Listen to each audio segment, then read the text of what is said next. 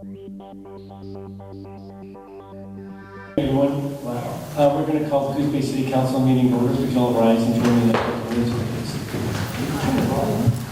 I pledge allegiance To the flag of the United States of America and to the republic for which it stands, one nation, under God, indivisible, with liberty and justice for all. Have some new mics and we're having to get used to that. But anyway, thank you everyone for being here this evening. First item on the agenda is public comments. This would be the time to come forth and make a public comment, preferably something that's not on the agenda. Do we have anyone who would like to make a public comment and inspire us? Yes. Come up, give your name and where you reside, please. This city.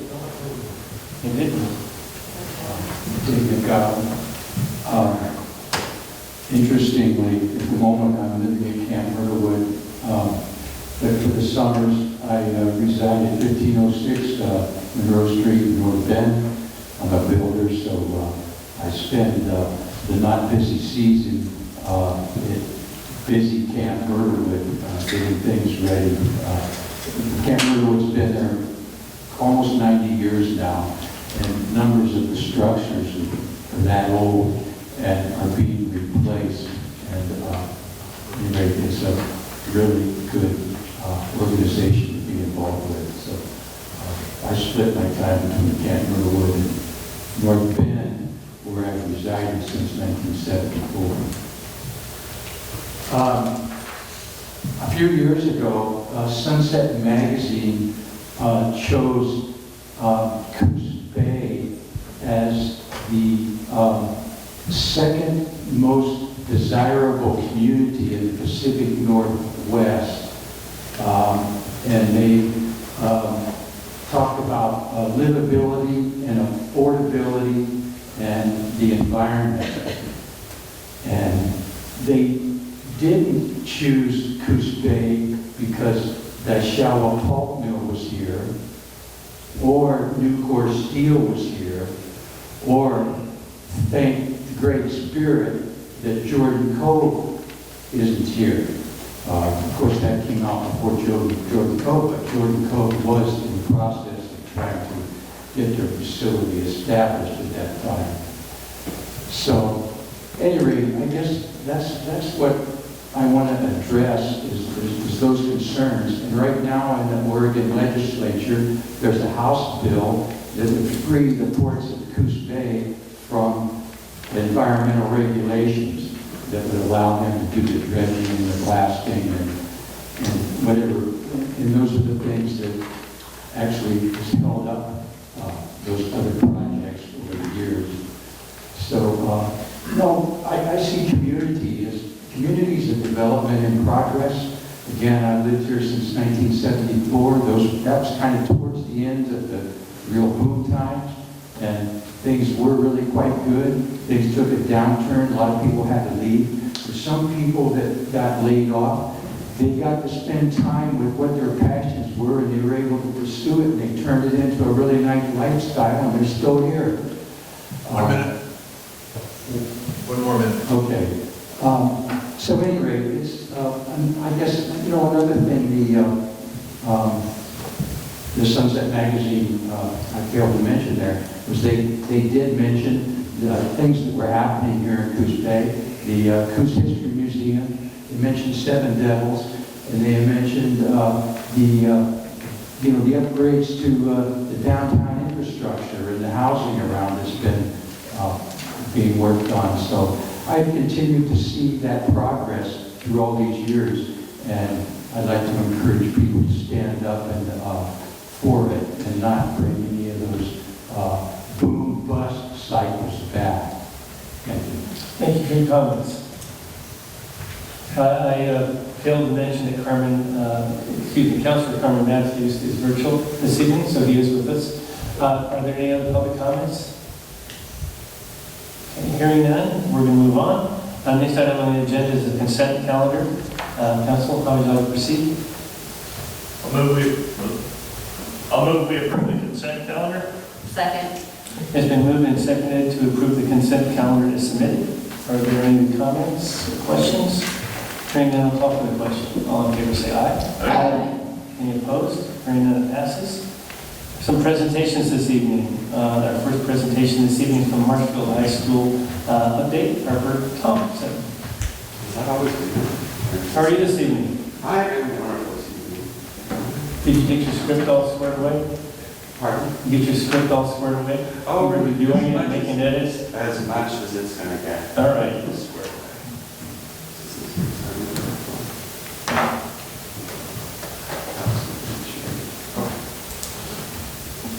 These are new. Nice. I know. I like these.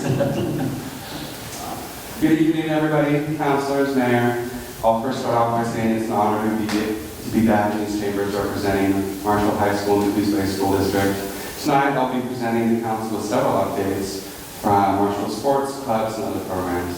We're going to go ahead and start off with a couple of Marshall ASD updates. Marshall held its junior prom on April 29th from 8:30 to 11, and the theme was the night in Greece.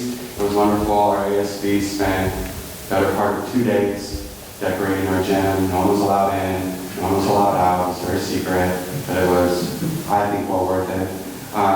Last Thursday, Marshall ASB held our fun on the field, bringing back a long-standing MHS tradition. This is the first year we've been able to do it since COVID. Students participated in events such as dancing and other carnival-like events to collect tickets, and those tickets could be traded in for prizes, or much more popularly, for 25 tickets, you could buy teacher tickets. My only comment on that would be is our principal and our dean took the brunt, took the majority of that, so thank you for taking on the team. The past 2 weeks have been quite wonderful for Marshall sports. Marshall softball on Friday took home the gold for the Sky and District Championship, and now will compete in several playoff games in the coming weeks to hopefully make it to the 4A softball state tournament. That hasn't happened in a long time for our baseball or our softball, so it's a really big deal, and it's pretty fun. They're really excited. So we wish them all of the best and all of the luck. Adding to that, the Marshall track and field team will compete at the Sky and District Championship this Friday and Saturday at North Bend. We're hosting it at North Bend. It sounds weird, I know. But not to brag, the track and field team pulled several of the best athletes, not only for the state of Oregon, with many of our athletes expected to place in the top 5 in the state, and that, again, is not for our 4A, which we compete in, that's all state, so that's everybody in the state of Oregon, that's out of all of the high schools in the state of Oregon. And this isn't just running, we have excellent runners, throwers, and jumpers, and I'd just like to say on a personal level, it's an absolute honor to present and represent my track team to all. Track has been a staple in my life since I was in the 6th grade. Many things in my life I can credit to our amazing coaches and track program. All right, let's move on. Thursday, May 11th, Marshall Band held its end of the year concert to celebrate the amazing school year and to wish farewell to all of the amazing seniors. As that was their last concert, they are not done yet, as there's still a few more events planned. For the next couple of weeks, for example, the MHS Jazz Band will be performing at the Z Club, Key Club Silent Auction, which I'm sure you all saw. And of course, they will be playing the Marshall Flags on graduation, and that's really their kind of basketball. And if you ever needed a real example of hard work and dedication, I would first look at a full-time band student. These students get to school long before anyone else for zero period, which is just an hour before the school actually starts. It's weird to think that the world is actually, working at that time of hour, but I guess it happens. Like I said, it's an official period before the school day actually begins, and most, if not all, of these students are in other extracurricular activities like clubs and sports. So really, just the unmatched hard work that these kids put in is really incredible. And a side note, they are always the first to respond to my emails about my city council script. So they get extra props for that because I had clubs messaging me last time asking me, shh, we're not going to talk about that. Okay, so next, I'd like to take a minute to talk about our wood shop, our mill shop programs at the high school. And I just have to say, I really had no idea how big these programs were and how much they were involved in and how much stuff they actually do. I thought they just kind of, cutting board, stuff like that. But over this, past couple of weeks, several Marshall students have competed in Skills USA. As I was writing the script 2 days ago, I had no idea what that was. And as every 17-year-old person does, when they have a question, they open Google, and this is what I found. Skills USA is the United States career and technical student organization serving more than 395,000 high school, college, and middle school students. And that was from 2021. So I imagine that number is going at least a little bit. Middle school students and professional members enrolled in training programs in trade, technical, and skilled service occupations, including health. And as I did some further research, I now realized just how amazing this program is and how focused it is on building a stronger future of the trades for the next generations. So getting back to it, Skills USA across the country has state and regional tournaments, and if one qualifies you for the national tournaments. And I'm really proud to say that we have 6 students who placed first in their respective events, and will be going to nationals in Atlanta, Georgia from June 19th and June 24th. And while that is absolutely amazing, I think something that's a little bit more amazing is that every single Marshfield student who qualified for this state tournament came home with a placing medal. Meaning every single student that was a Marshfield participant came home with at least a 3rd place medal out of all of Oregon. So I mean, that's pretty cool. So I guess I'm just here to say that we should all be so amazed as I am to have such wonderful programs preparing the next generation for successful careers in the trade, which is especially a big thing in our area. Okay. Lastly, our portion is going to be on clubs, and I'll first start off with saying NHS and SNHS, so National Honor Society and Science National Honor Society, held their officer elections last week, the 2023 to 2024 school year. Marshfield, Marshfield T-Pub and T-Pub will now begin preparing final preparations, and details for the bake sale and silent auction this Sunday from 3 to 5 p.m. At Marshfield Heritage Hall. As we've already said, me and Carrie both several times, this event is open to the public and you are all invited to this event. And while we are on the topic of invitations, here's another one. Marshfield Key Club is having our graduation ceremony on June 6th, again in our Heritage Hall. We don't have the exact time yet, just because we're still kind of coordinating with the school, because we want to have it during our PAT, which is essentially homeroom, right before lunch. And so we're trying to see if we can get all of our students excused before that, so we can have a lot longer break, because our lunch is 30 minutes, and that's not a very long time, what we want to do. But this ceremony is for our seniors, last meeting of the year, and we do this event really just a celebration for our wonderful seniors, but also celebrate the amazing work of the club this year. During the ceremonies, our seniors who met the service hour requirement will be presented with their cord to wear at graduation to represent the club. We will also be presenting awards to several members of the club who throughout the year demonstrated exemplary service. Again, you're all invited. We are hoping to have many people from the community join us in celebrating not only our amazing seniors, but celebrating the service here. All right, last thing, we're almost done. Marshfield Keep Up has 2 active projects. The first one being our free food pantry project. So we have just a couple of updates on that. We've received all of our materials and boxes from Builders for Source, which took 2 trucks full, there and back again. I guess I'm the project chair, and so I guess I wasn't really imagining how much it was going to be. I mean, it's a lot, and I guess it's not cut yet, so we're getting it cut by our wonderful one-shot programs. They do so much for us, I love them. And now, since we've received them, we're going to start the work parties to assemble and paint the boxes, and that will begin after school on Fridays. We've been working very closely with our first partner, Lord David Church, to ensure the success of the project. For example, the activities and project board have just last week presented to the club delegate board a long-term care responsibility policy plan. The board page document is written to ensure a long-term care of these boxes, such as maintenance responsibilities, budget implications, to just name a couple. I will say it's quite exciting to see the final parts, pieces, and details of this project come to life. It has been a truly learning experience for everyone involved, and I will hold that forever. Okay, last one. Here we go, guys, we did it. Our next project is the annual, the 7th annual Marshall Peacock and Cat Dog and Cat Supply Drive. I said it. I have a few flyers on that, so let me pull one. And we do this every year in conjunction with the Coos Bay Animal Shelter.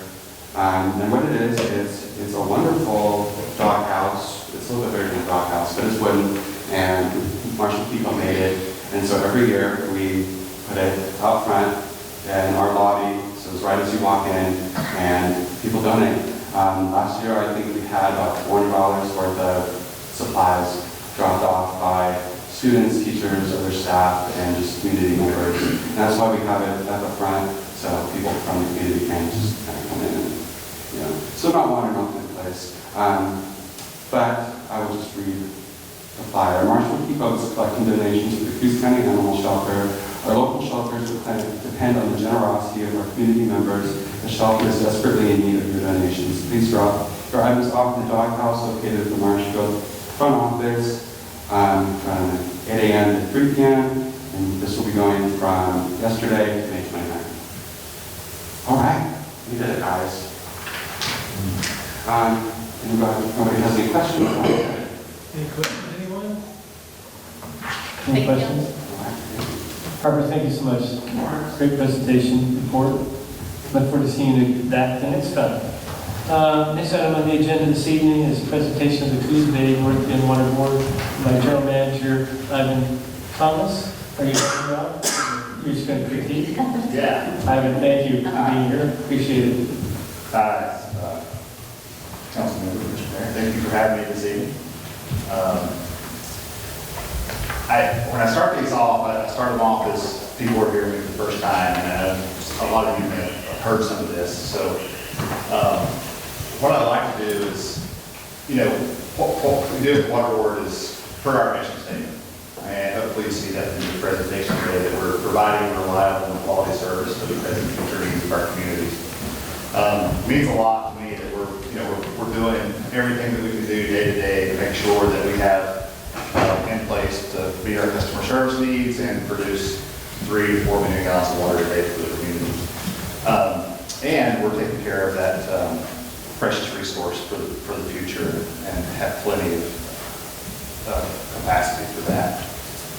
So what is the Water Board? So in 1947, the cities of Coos Bay and North Bend purchased the Coos Bay Water Company and created the Coos Bay North Bend Water Board.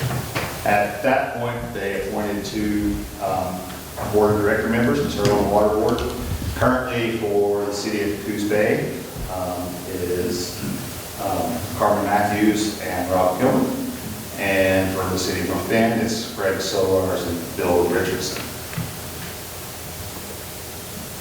I think Christine's working on the presentation here. I'll go ahead and move forward a little bit, but it's not working. That's okay. I can say slide if it's on this computer, or I will come back here. either way, that works. So, a little bit about the Water Board. We are a full-service water utility. We serve about 13,500 connections. What does full service mean? It means that we manage and do everything from source supply, through water treatment, distribution, and getting the water to your home, billing and collection for not only water, but services for the city as well. And I think the city of Coos Bay's transportation fee, and sewer is what we're doing for now. We have many divisions, all those working divisions I just mentioned. Water treatment, going from 3.5 to 4 million gallons a day up to 7 million gallons a day. On the treatment side, it's usually in the summer when the fisheries are going, when we're running the treatment plant fully staffed and for long hours. Where does the water come from? It comes from Upper Corner Creek Lake. And I have, let's see, you can go ahead and slide again. Here we go. So, I have some pictures. Water comes from, this is kind of the journey of the water from the source to the home. And the top three pictures are Upper Pony Creek. At full level this past winter when it snowed, I was able to get up and get some pictures of the reservoir, which is pretty neat. The upper reservoir holds about 2 billion gallons of water when it's full. So that means we have enough water at any given time when it's full to last us for about 2 years. That's what our forefathers were thinking, and that's what we've been tasked with maintaining. The picture on the right top is the spillway. This year it's spilled for the first time since 2016. So it's every 70, it doesn't happen every year. So we're blessed with plenty of water. That water goes from the lake over the spillway or under the dams pictured in the middle to Merritt Lake. Merritt Lake, every drop of water that we treat goes through Merritt Lake. It's about 125 million gallons in Merritt Lake, and it acts as a buffer for really the water itself, so we can do a better job of treating in our water treatment plant. From our water treatment plant, we chlorinate, disinfect, make sure it's safe to drink, make sure we're meeting all Oregon Health Authority standards, and goes through a plethora of pipes, pump stations, tanks to the end user, which is your home. So that's kind of how the journey of the water, I like to say. So funding and budget for water board, we were 100% funded from user fees. Those customer accounts, feeding about 35,000 people through those customer accounts. We have an annual budget of about $9.8 million, and primarily it's split up into three things when we look at it. We look at capital improvement projects, $2.1 million for fiscal year 23. We have some debt service where we've completed past projects that increase the dam size of Upper Pony Creek, treatment plant upgrades, and various distribution projects. And then we have operations and maintenance, which is our biggest expense of running the treatment plant, making sure it's up to SAR, paying the power bill, and making sure everybody has water, right? So, slide. I think it could be working now, Christine, not sure. Recently completed projects. I'll talk about a couple, but as you see, there's a plethora of projects we've recently completed for water main replacements, reservoir cleaning, new phone systems to make sure we have get through to our customers get through better to us, and so on. But the pictures here, the top two pictures are of Radar Storage Reservoir. It's a 1 million gallon reservoir that's on Radar Road. This is the last of 7 still welded reservoirs that we've taken over the last 4 or 5 years and refurbished. It was a great project because a lot of these tanks you see in the top picture, rusting from the top. It had been a while since it had been coated, and we were really worried about the structural soundness of those tanks. So we signed a contract with Suez, which is now Viola, to come out and do the refurbishment, both outside and in. And you see the picture in the middle is a finished Radar reservoir with all the safety upgrades being coated, and it will last another 20 to 30 years before it has to be recoated again. The bottom picture is a picture of an empty water filter plant at a treatment plant. We have 5 water filters that are coal and anthracite mixed, and that filter bed is about 6 feet deep down to what those fellows are standing on, which are called the integral media support caps, and it supports the media above the filter drains in the water treatment plant. Those IMS caps have back pressure on them when we do backwashes at the treatment plant to make sure things are up to snuff as far as OHA is concerned, and they do get stopped up over time. These were about 13 years old, these IMS caps, and we had to do each filter. It took about 6 weeks and cost the water board about $250,000 to have those IMS caps replaced. There's about 90 caps in one filter, so each little rectangular black speck there that you see in that picture is a IMS cap. Those had to be ordered in from Canada, so of all places. So current projects we were working on. Again, I won't talk about all of these. I'll go through and have a couple of slides to talk about, but the pictures, the one on the top right is turbidity replacements at the water treatment plant. We have 9 turbidity meters. Over the last 2 years, we've replaced 3 each year. This year, replacing 3 more for the total of 9. And that helps us make sure that we have, that we measure the clarity of the water right before we send it to customers. And are meeting that regulatory standard. At our water treatment plant, we do about 10,000 water tests a year, just at the water treatment plant. So to get that water, make sure it's safe, make sure turbidity is just part of that. Bottom picture is the Brights Mill pump station. This was originally set in 1978.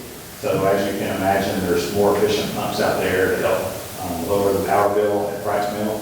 And if you look real closely on this manifold, which is the silver part on the right side of the picture, it is really custom built. There's no way to go out and buy a part to replace that because it's welded and it's welded around to the piping. So it came like that.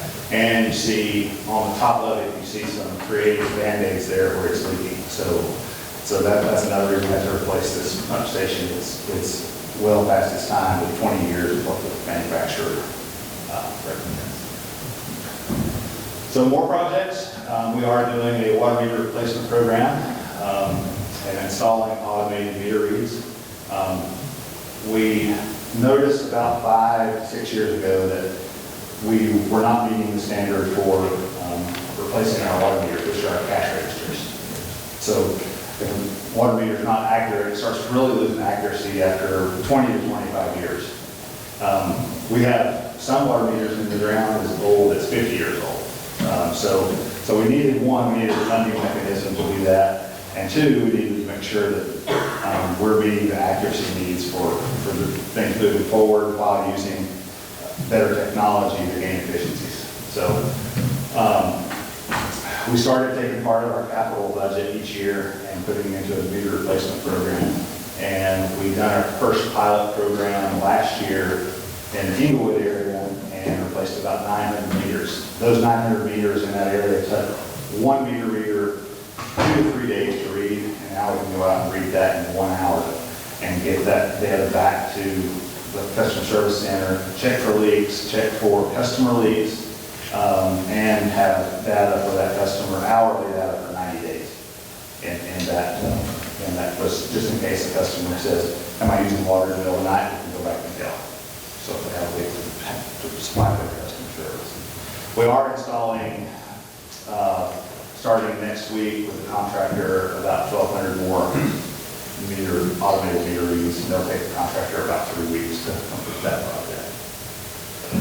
So another neat project we're currently doing is we're using Springbrook as our billing and financial software. It has an interactive voice response module to it. And what we're looking at doing is taking customers who are eligible for non-pay and not physically delivering the door handle, because we do about 40 to 50 of those each day. And this will allow us to call that customer, text that customer, email that customer if we have all that information in our system to just automatically do that each day rather than take that on. There's still some multifamily and rental property deals we were working out with on which ones we have to notify by door hanger, but it's going to cut this at least by 75%. So we've had a campaign going for a while, but if anyone doesn't know that's a water board customer that doesn't know that they have the correct contact information at water board, I'm just asking, please contact us and let us know that we have the right contact information for you. Another way differently that we're reaching out to customers is we're using the Everbridge mass notification system. And how we're doing this is to notify folks of water outages and boil notices. So anytime we lose pressure in an area of the water system, we have to, by Oregon Health Authority standards, we have to produce a boil water notice. Right now we do that by door hanger. So if a water outage happens and it's 10 customers, it's not a big deal. But if a water outage happens and it's 200 to 300 customers or more, then that's a big deal at 10 o'clock at night when you're trying to knock on doors and that sort of thing.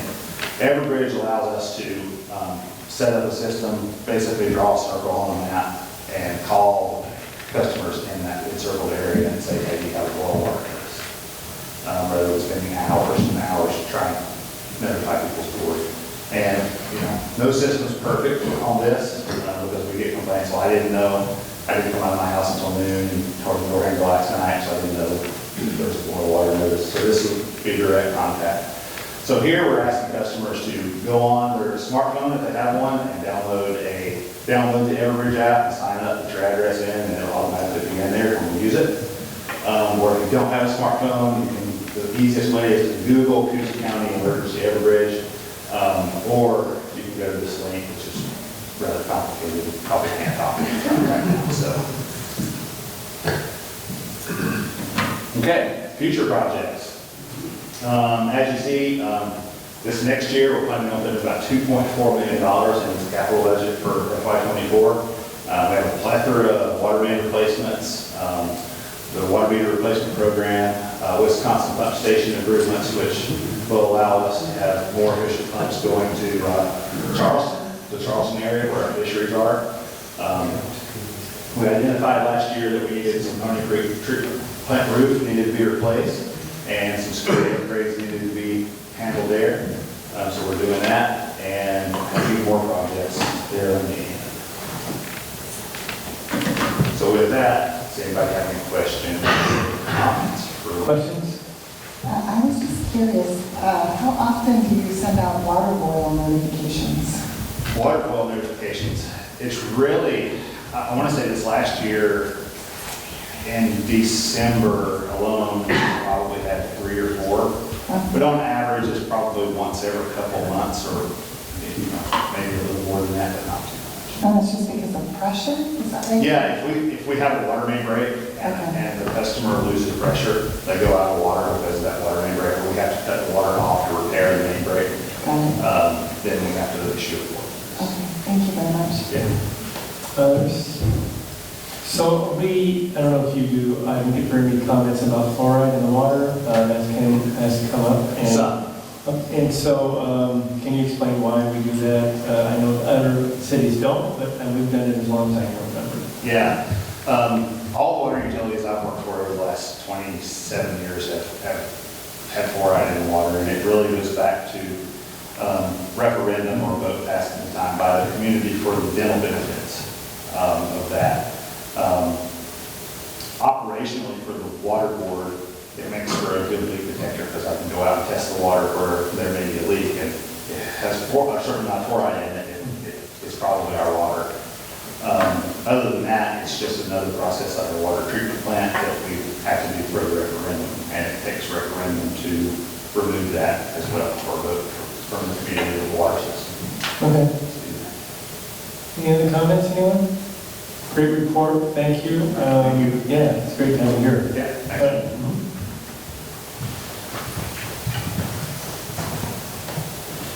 Okay, next item on the agenda is approval of Mental Health Awareness Month proclamation. I understand Nicole and Barb Miller. Is it anything? Well, I was just going to open it up and then let Barb come up to read the proclamation. Perfect. Is mine? I'm just going to read from the staff report. Okay. And then, oh, do you have I a, didn't bring it up. you do have one? You don't want to do it from memory? Well, I could No, read wait. it.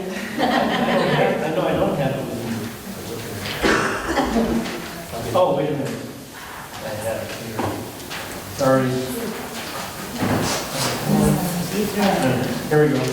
You got one? Wait, is that the right one? Yes, no, this is emergency Here. benefits. Thank you.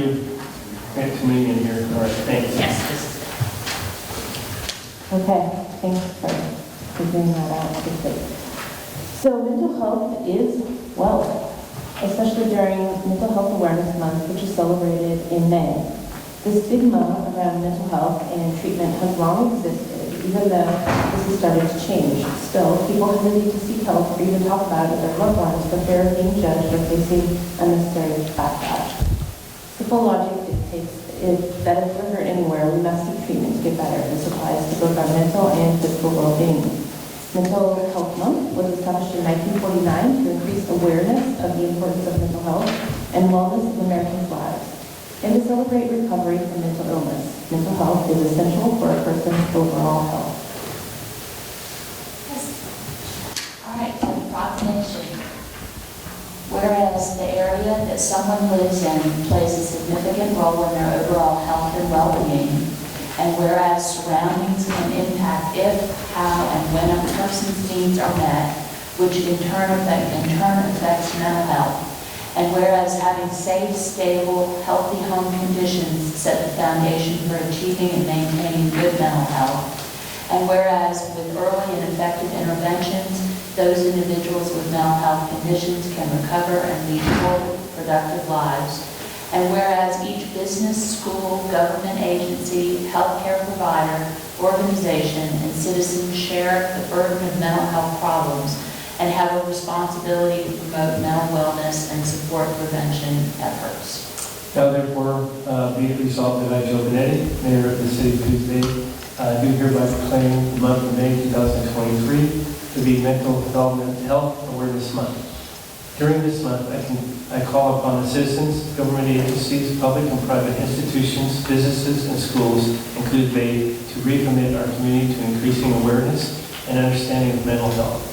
The steps our citizens can take to protect their mental health and the need to appropriate and accessible services for all people with mental health conditions. So therefore, we have this proclamation before us. I would encourage the council to make a motion in the second and to approve so. I'll make a motion. I'll make a motion to approve Mental Health Awareness Month. Second. It's been moved and seconded to approve Mental Health Awareness Month. Is there any other discussion or comments? Hearing none, I'll call for the question. All in favor say aye. Aye. Any opposed? Hearing none, it passes. Barb, thank you so much for what you do and working in this field and helping out. You've been a great help. I've heard that many times, and so thank you so much. Thank you. You bet. Next item on the agenda is approval of National Public Works Week proclamation. And Jim, there you are. All right. Thank you. Good evening. Take up the lights off and you're not in here. All right. Anyway, this annual observation of National Public Works Week was established by President John F. Kennedy in 1960 to increase awareness of the contribution of public works to communities all over the U.S. For National Public Works Week, many states, cities, towns, and municipalities from across North America come together to celebrate with official government proclamations and resolutions in honor of the contribution public works makes to their community in planning, building, managing, and operating the heart of our local communities, and building the quality of life. Public works professionals connect us physically through infrastructure and inspirationally through service to their communities, whether as first responders or daily workers carrying out their duties with pride. Connecting the world through public works is the theme of the 2023 National Public Works Week. Public works is a thread that connects us all. No matter where we live in the world, every public works professional strives to improve the quality of life for the community they serve, leading to healthier, happier communities. Now I'll read the proclamation. All right, great, thank you.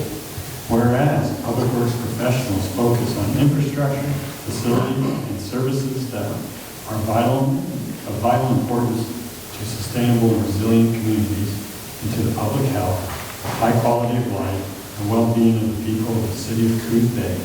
And whereas these infrastructure, facilities, and services could not be provided without the dedicated efforts of public works professionals who are engineers, managers, and employees at all levels of government and the private sector who are responsible for rebuilding, improving, and protecting our nation's transportation, water supply, water treatment and solid waste systems, public buildings, and other structures and facilities essential to our citizens.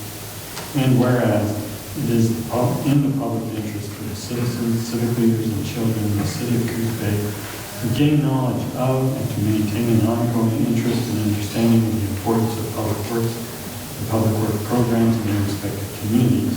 And whereas the year 2023 marks the 63rd annual Public Works Week sponsored by the American Public Works Association. And now, Now, therefore, be it resolved that I, Joe Benetti, the mayor of the city of Coos Bay, do hereby proclaim the city of May 21st through the 27th, 2023 to be National Public Works Week. During this week, I urge all citizens to join with representatives of the American Public Works Association and government agencies to pay tribute to our public works professionals, engineers, managers, and employees, and to recognize the substantial contributions they make to protecting our national health, safety, and the quality of life. To approve this, we need a motion and a second, please. I move that we proclaim the week of May 21st to 27th, Public Works Week in the city of Coos Bay. Second. It's been moved and seconded to approve the National Public Works Week proclamation. Is there any comments or discussion? Hearing none, I'll call for the question. All in favor, say aye. Aye. Any opposed?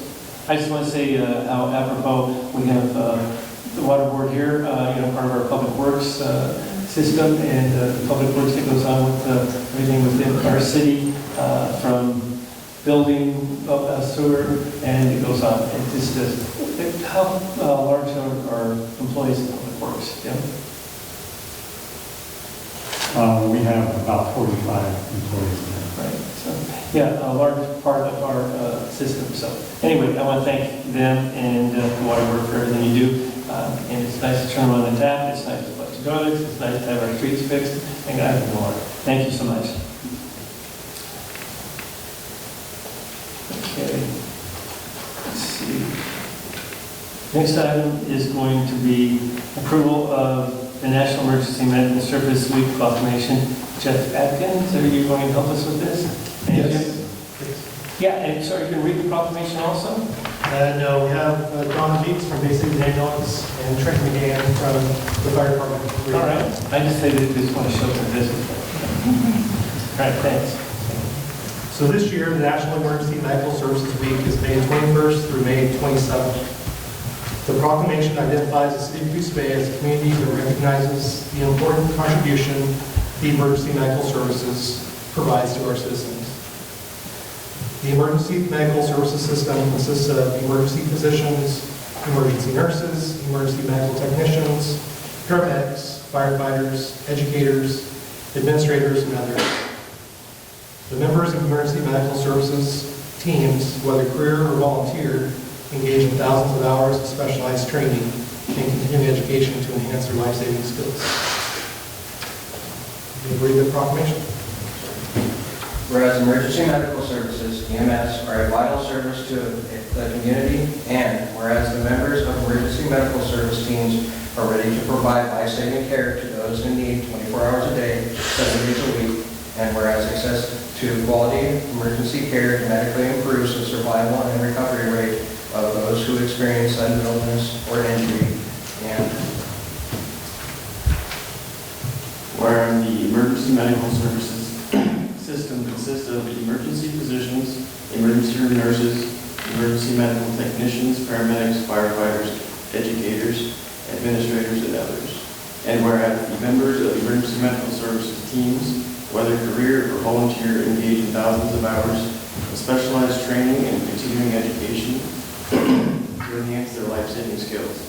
And whereas it is appropriate to recognize the value and accomplishments of emergency medical services provided by designating Emergency Medical Services Week.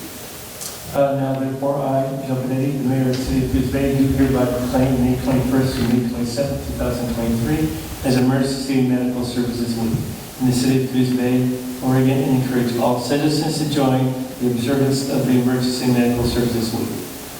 So, council, I'll make a motion to approve the National Medical Services Week proclamation. Second. It's been moved and seconded to approve the Emergency Medical Services proclamation for the Services Week proclamation. Any other comments or discussions? Hearing none, I'll call for the question. All in favor say aye. Aye. Any opposed? Hearing none, passes. Again, I want to thank everyone that's involved in this. It's one of those services that we couldn't do without, and you save so many lives and help us every day. So thank you so much.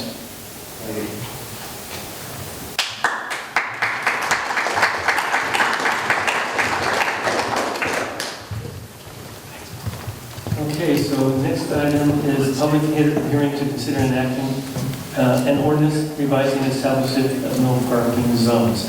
Jim, you want to give us an update, and then we'll open up to the public hearing. Certainly. Per discussion with council on March 7th of this year, staff is asking the council to consider amending the city's uniform traffic ordinance and transfer the responsibilities of creating no parking areas along city streets from the city council to the city manager. The proposed amendment would strike the following language from the powers of the city council.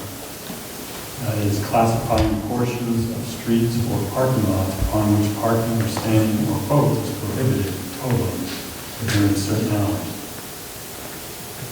The following language then would be added to the powers of the city manager. To establish zones where no parking and standing of vehicles is permitted by classifying portions of streets or parking lots upon which parking or standing of both is prohibited totally or during certain hours. Also, the following language would be added. Decisions of the city manager pertaining to this section may be appealed to the city council. Appeals must be made within 30 days of the city manager's decision. Should the council enact the amending ordinance, the Coos Bay Municipal Code sections 10.05.030 and .040 would be revised. The legislative version of the revised Coos Bay Municipal Code is attached to your packet, showing the strike-throughs of language proposed for deletion and added language is underlined. If it pleases the council, after holding the public hearing, consider enacting an ordinance amending a portion of ordinance 114. So, any questions for Jim before I open the public hearing? Council? No? Okay, at this time I'm going to open the public hearing to consider enacting an ordinance revising the establishment of no parking zones. Any questions about that or comments? Please feel free to come up and inquire. No? All right, we'll close the public hearing. And council, how would you like to proceed? I'll make a motion to approve the enactment of an ordinance amending the portion of ordinance 114 to authorize the city manager to classify portions of streets or parking lots upon which parking or standing or both is prohibited totally during certain hours. Second. Been moved and seconded to enact an ordinance revising and establishment of the no parking zones. Christine, would you give a roll call, please? An ordinance of the City of Coos Bay, Oregon, amending a portion of Ordinance 114, codified as Coos Bay Municipal Code, Chapter 10.05, Uniform Traffic Ordinance. Councilor DeNovo? Aye. Councilor Farmer? Aye. Councilor Kilmer? Aye. Councilor Matthews? Aye. Councilor Miles? Aye. Councilor Stevens? Aye. And Mayor Benetti? Aye. Ordinance number 565 has been duly enacted. Thank you. So, Harper, would you like to come up and make another comment, I understand?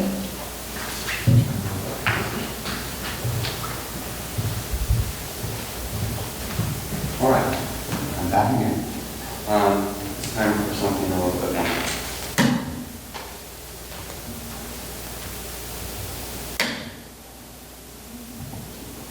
Dear Councilor Rob Miles, we are writing this letter to express our deep appreciation for your years of dedicated service as a councilor of the esteemed city of Coos Bay. It is with a sense of heartfelt sentiment that we bid farewell to your tenure, acknowledging the individual contributions you have made to not only the city, but to the children who live within our remarkable community. As you may be aware, the Boys and Girls Club stands as one of the largest official partners of Keep Up International, and with their authorization, we extend our gratitude to you on their behalf. Councilor Miles, your unwavering support of the Coos Bay School District, particularly Marshfield High School, has epitomized the true essence of the saying, once a pirate, always a pirate. Hence, it is our greatest honor today to present you with the Distinguished Service Award to be bestowed upon you by Marshfield High School Key Club and Keep Up International in recognition of your enduring support of your local Key Club. We cannot overstate the magnitude of your We cannot overstate the magnitude of our gratitude on behalf of our board, our club, and Key Code International. We extend our sincerest thanks to you for dedication and service to the children and the entire community of Coos Bay. Will forever be etched in our memories. We wholeheartedly support you in all your future endeavors, and we remain forever grateful. Yours sincerely, Harper Thompson, President of Marshall Key Club and Coos Bay School District City Council.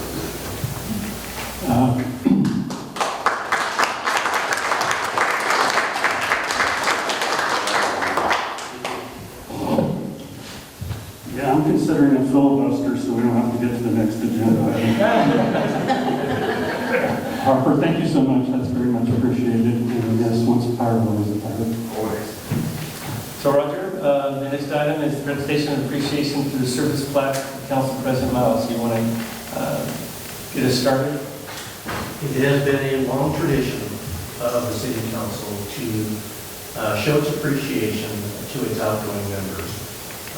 Council Miles, you have served with distinction since 2018, and it's been an honor to work with you during these last 4 years. The mayor, I think we have... Yes, we do. Oh. So we can, you want to go, let's get on the floor. And I'll make this official. All right.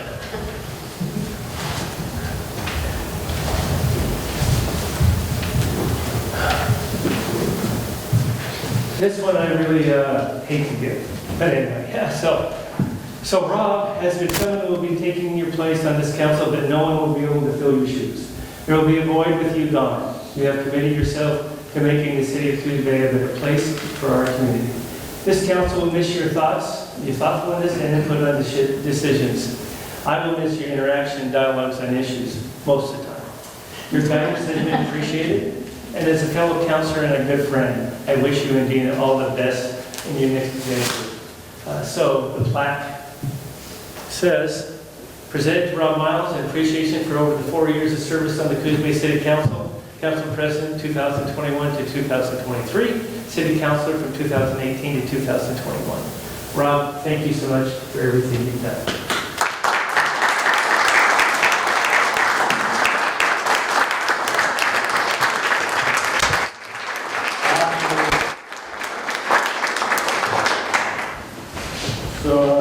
Because I'm here in appreciation, but the reality is we're just 7 individuals that the citizens have trusted to set policies and the goals for the city.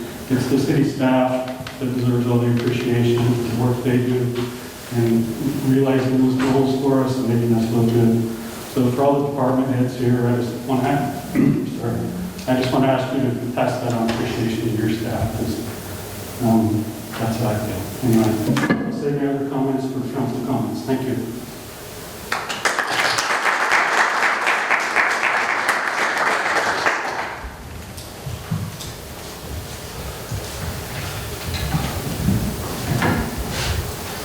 Okay, next item is city manager's report, and Nicole, I understand that you will be giving that this evening. Yes, thank you. So I wanted to start out with a thanks to the OVAP group for a great turnout at their second Saturday event, which was held at the Marshville Pioneer Cemetery. It's timely for preparation for the upcoming Memorial Day holiday weekend. Also, update on bids that we have out on the street. Both parking lots are out for bid. That's the parking lot on Front Street and the parking lot on 3rd and Central. Plant 1, Phase 1 upgrade is out for bid. And then we have a sidewalk project on Commercial between 5th and 7th. The Empire Blueprint Committee is planning their first meeting for June 13th from 3 to 5. We do have a solicitation out for those interested from the community to participate by serving on that committee. The Empire Boat Ramp floats are expected to be installed this week. It's following a repair review by Oregon State Planning Board. And then the Library Steering Committee met today to review survey questions. We do expect to have those out to you guys this next week for review, followed by getting that survey underway. So, and that is it. All right. So, council comments, Carmen? Oh, put me first, okay. Well, lots to talk about, I guess. Really excited to hear what's happening with Nicole's update. There's a lot of stuff going on. It's really good to hear that those parking lot bids are out, and I'm excited to see that project come through. I also just wanted to take the moment this time to really thank Councilor Miles for his guidance and leadership.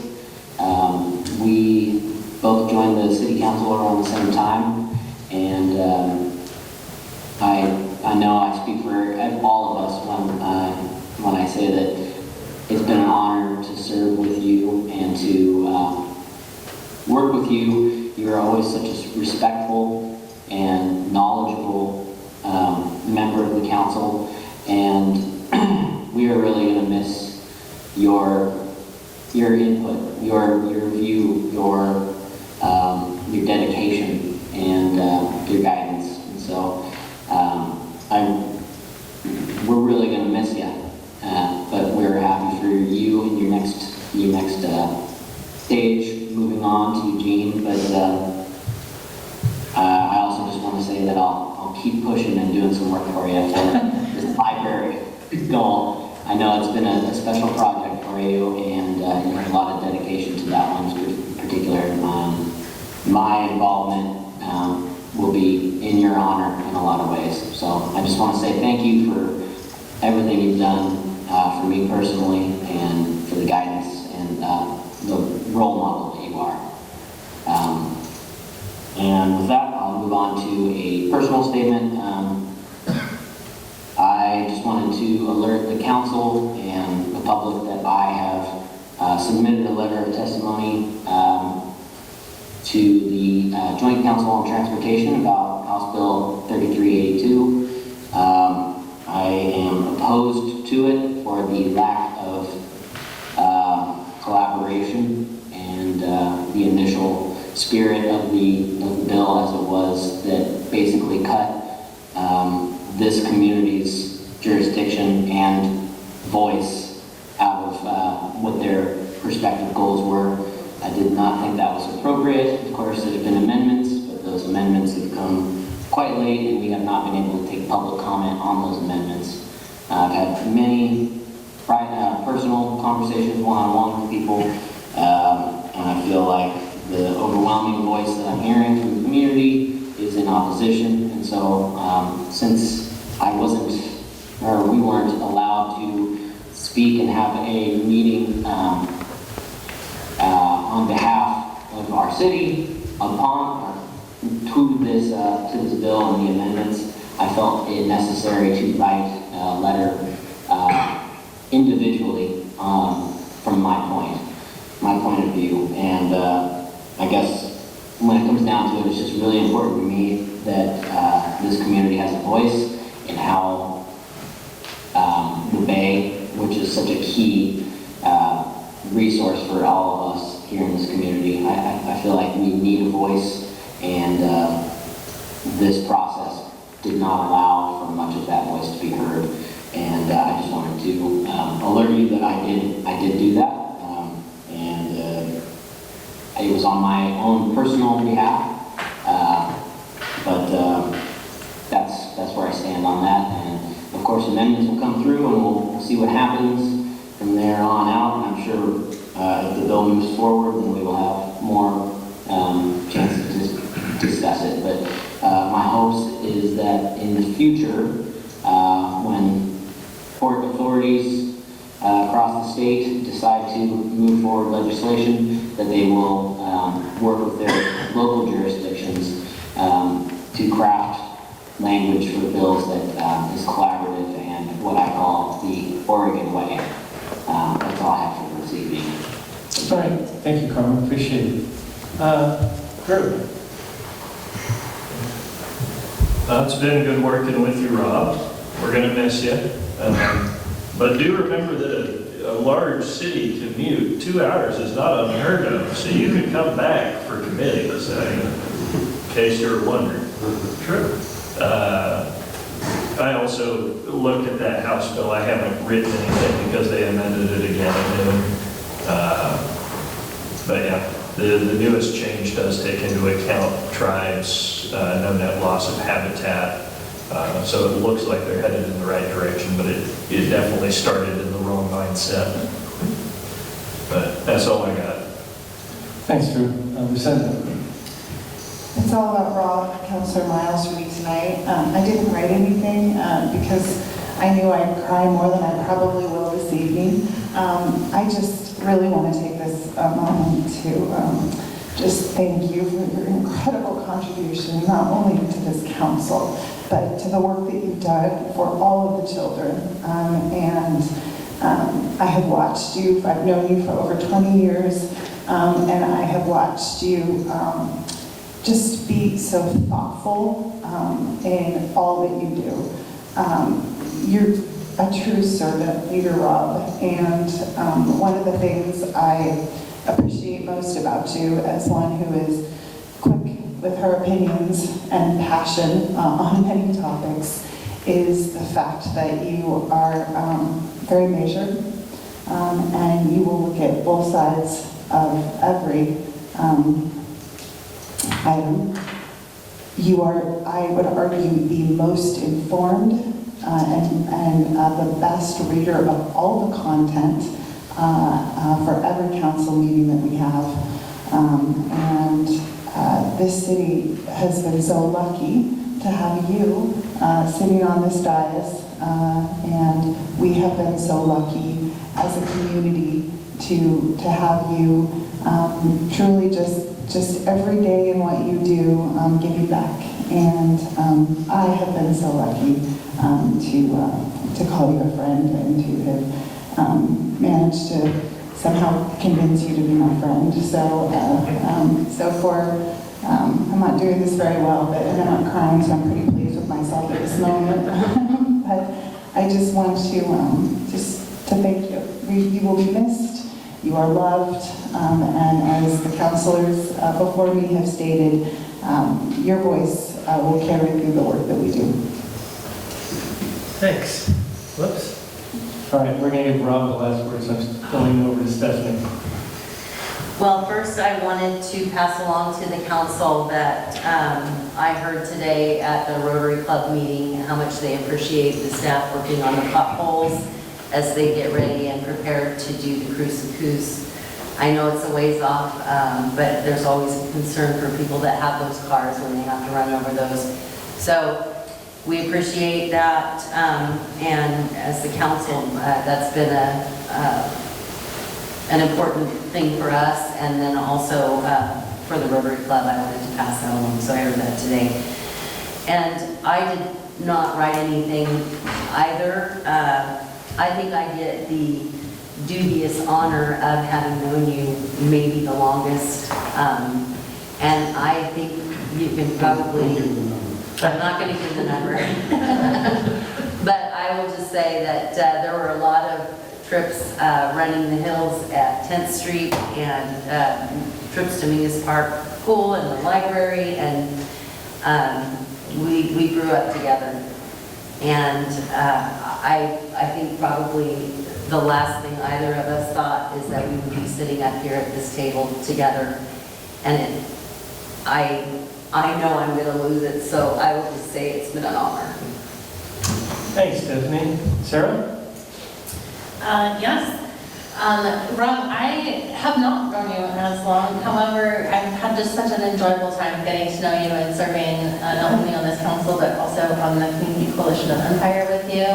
I will miss having your patience and kindness and grace, not only in this meeting, but also in the Community Coalition of Empire meetings. You have been a tireless champion for Empire, and I appreciate that, and of course for the city. I will miss our text messages, and I'm not sure how I'll throw things out over the fence anymore, so thank you for your service. Moving to water, I love our water. I'm actually a water snob, and I'm just so thankful that we have such fresh, clean water in our area. So thank you to the Water Board for all the work that you do in the presentation today. And then I, like Carmen, also submitted testimony on House Bill 3382. I am strongly opposed to the bill as it was written, and hope that we can see amendments in place. And if not, then I hope that this council can come together to strongly oppose the bill, as it does remove much of our authority that has been given to us by the state. All right, thanks, Sarah. I'm just going to say, and then Rob, you get the last word, like I said. So virtually, I hope to see you on there applauding us for all the actions we take. I don't want any comments that say we're going in the wrong direction or anything like that. But anyway, and the other thing, I think it's a new mic, so maybe we can hear you now. Maybe you want to stay. But anyway, with all that kidding aside, you will be missed, and I'll end my public comments with that. And you get the last word. Oh, Joe. Okay, so I've pretty much spent my whole career up here following the advice of Aaron Burr and Hamilton of top class since Mile More.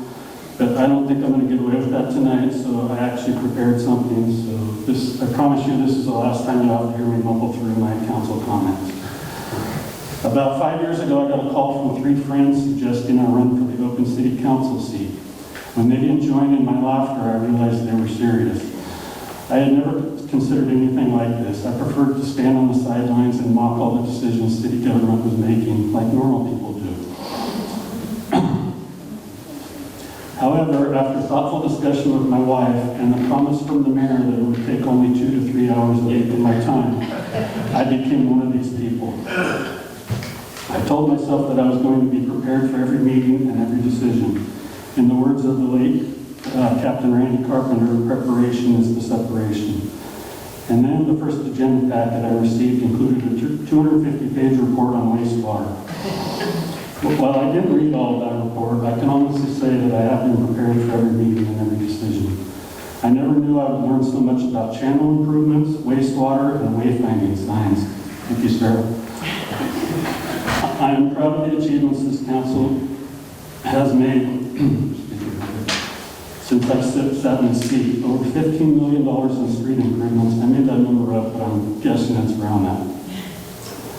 Even more in other infrastructure projects, flying the pride flag to honor our marginalized citizens, the work that the homeless work group that started and has now become a county-wide effort. And when a housing production specialist that works with cities all over the state tells you he has never seen so much accomplished in such a short period of time, that is something to be proud of. There is certainly more to be done on these issues and others, but no one can doubt the accomplishments of this council and the work of our city staff. I want to thank all the citizens I have met and heard from during my time on council, including you, Jim. Your input is what drives our decisions. Roger and Nicole, thank you for always answering my phone calls and texts. You made this job a lot easier with your thoughtful answers to my dumb questions. To everyone on the library board and the Community Coalition of Empire, thank you for the endless hours you volunteered to make this a better place. My biggest regret is that I didn't get to see the new library become a reality. To my fellow council members, I've never been a part of a more cohesive group that sometimes disagrees but is always focused on what is best for the city. Some of our friendships were born on this council, while others blossomed, and I appreciate every one of them. Mayor, your commitment to the city is unmatched, and it has been an honor to serve with you. I'm proud to call you my friend. And lastly, thank you to my wife for her support during this journey. Dina is the smartest person I know, and the city can take comfort in knowing that many of the decisions I made went through her first. The good news is she no longer has to eat cold cereal for dinner on Tuesday night. I've said it before and I'll say it again, no matter where our house is located, Coos Bay will always be our home. Thank you. Thank you.